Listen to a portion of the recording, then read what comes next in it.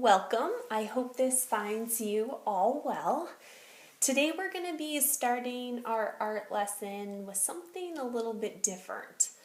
In the past, we have been working with our Jumanji characters, and you've created your character. Last week, I asked you guys to do a little bit of brainstorming about places that your character would go. And I also asked you to do a little bit of preparation and think about things that they are going to bring.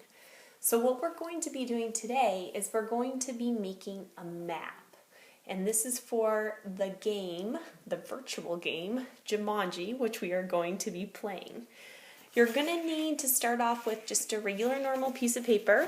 And I know it sounds a little bit weird, but I want to kind of make this map look like something maybe that's been stuck in a sand dune or has been lost in a jungle. So I'm actually gonna go ahead and tear kind of my piece of paper. I'm not gonna do the whole thing, but I do want to make it look like it has a little bit of some frayed edges. And I think that looks pretty good for now. You can kind of see as I turn the paper around that I didn't leave too many straight edges.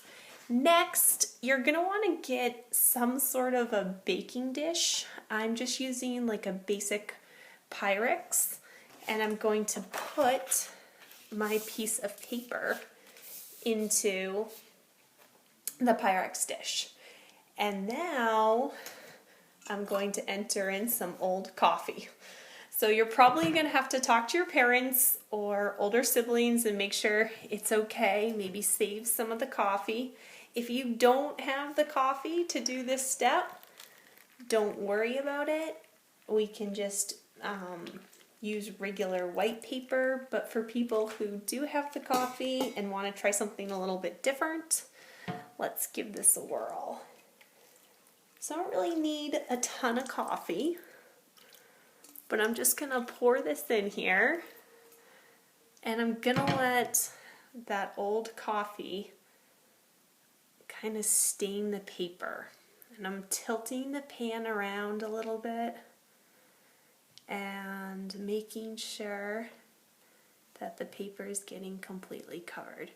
And this is going to give our paper, hopefully, a really nice brown tint, which will make our map look even older.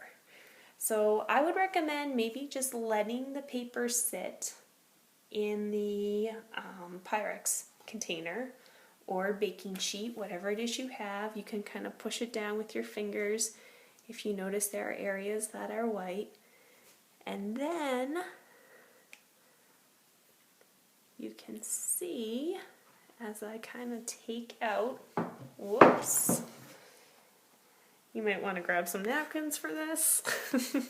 You can see that the paper's been dyed, and I'm just going to let that dry, and then this is what I'm going to make my map drawing on.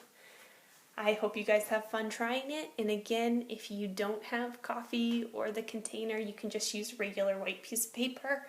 I just wanted to offer an alternative. All right, let's let that dry and then we can move to the next step.